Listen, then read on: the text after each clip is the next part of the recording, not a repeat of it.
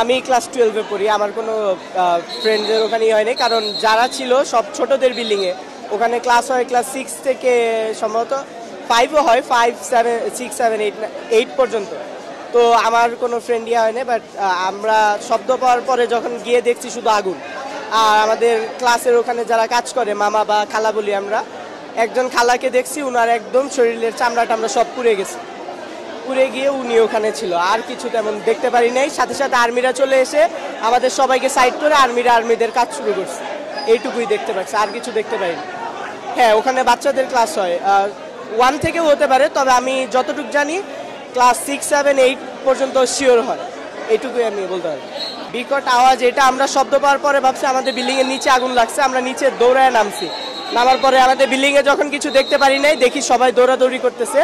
আমরা বিল্ডিংয়ের সামনের দিকে যাওয়ার পরে দেখতে পাচ্ছি যে মানে আমাদের ক্যাম্পাসের সামনের দিকে আসলে বিল্ডিংটা, তো ওখানে দেখছি আগুন লেগে গেছে। এইটুকু দেখার পরে আর্মিরা এসে যা করার করছে, আমরা আর কিছু করতে পারিনি।